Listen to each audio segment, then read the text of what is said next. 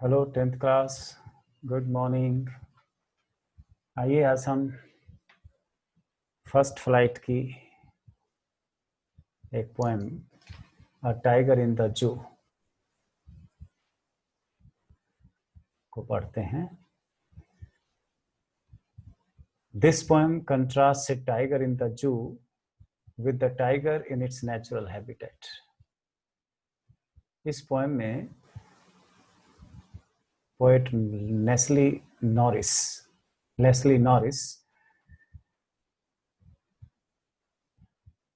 पिंजरे के tiger, a tiger in the zoo और नेचुरल हैबिटेट जंगल के टाइगर के बीच तुलना करता है।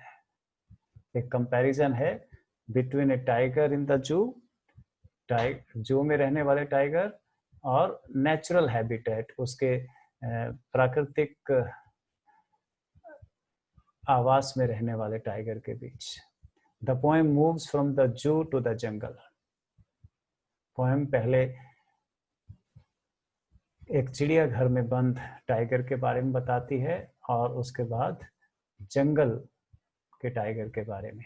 And back again to the zoo, जंगल से फिर से कवि जो है जू में रहने वाले टाइगर पर आ जाता है। Read the poem silently once, एक बार पोएम को साइलेंटली पढ़ेंगे।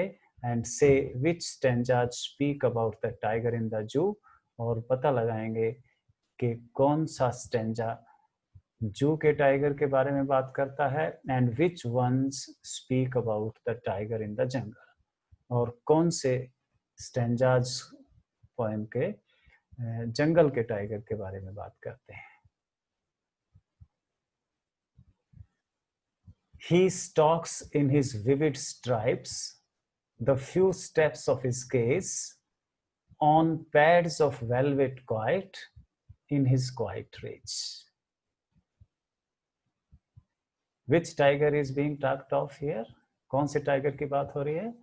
The tiger in the zoo.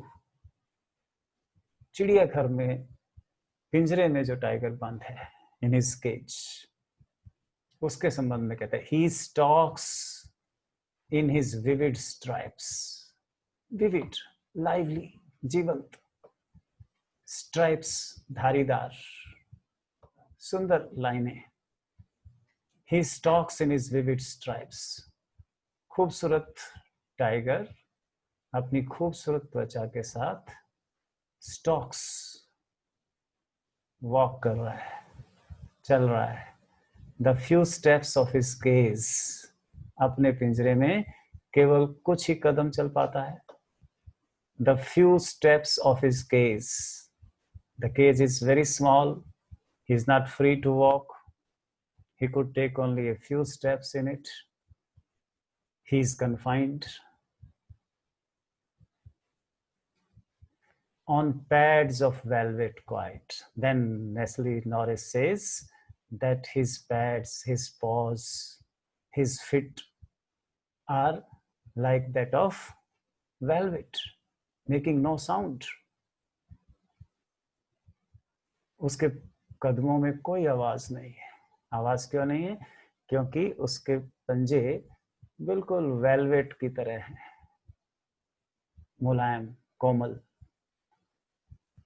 The poet is using metaphor here. He is comparing the pads of a tiger to the velvet cloth in his quiet race, but he is in anger. He feels confined in it. He feels limited in it. He is angry with the human beings who have encased him here in this zoo. But he is unable as well to express his rage. He does not express his anger. गुस्से में है लेकिन गुस्सा express नहीं कर पा रहा है। Why is he in anger?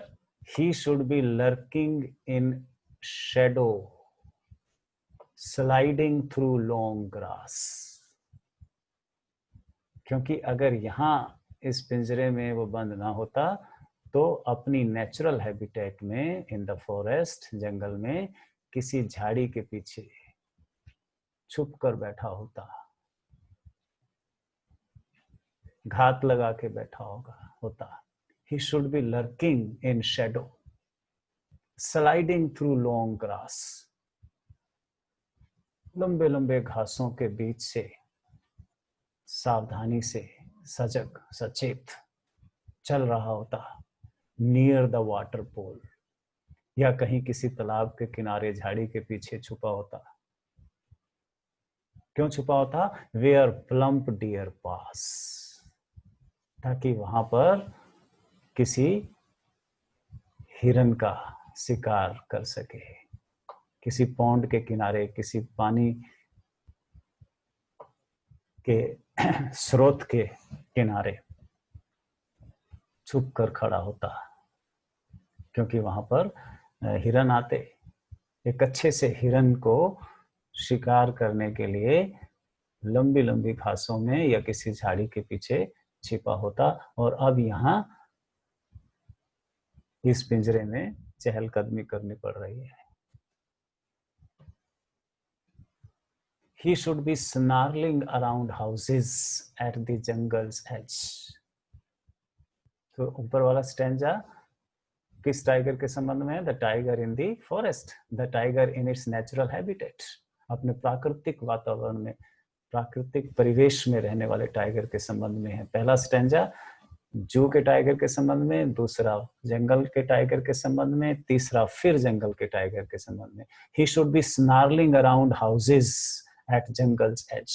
जंगल के किनारे पर, जंगल के पास जो गांव है उसकी सीमाओं पर घूम रहा होता। Baring his white fangs, his claws terrorizing the village.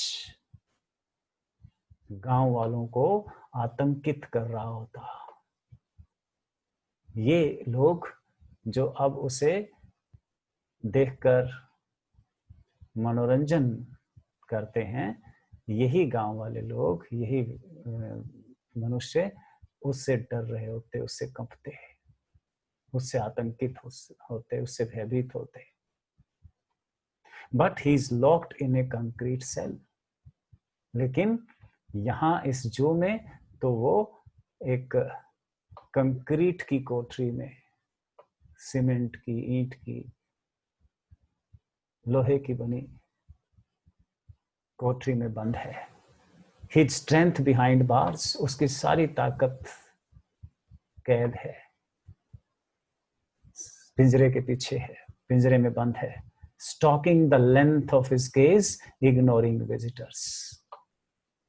पिंजरे में जितनी जगह है उसी में चहलकदमी कर रहा है, उसी में आ रहा है, जा रहा है। इग्नोरिंग विजिटर्स, और उसे जो देखने वाले आते हैं उनको इग्नोर करता है, उनके प्रति उदासीन है, उनकी तरफ कोई ध्यान नहीं दे रहा है।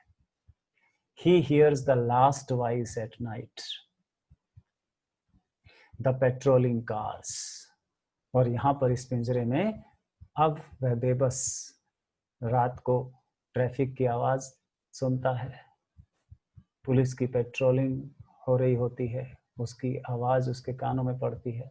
And stairs with his brilliant eyes at the brilliant stars, और रात को आकाश में चमकते तारों को देखता है, मजबूर महसूस करता है। He is feeling sad, he is upset with the human beings. Leslie Norris की पोएम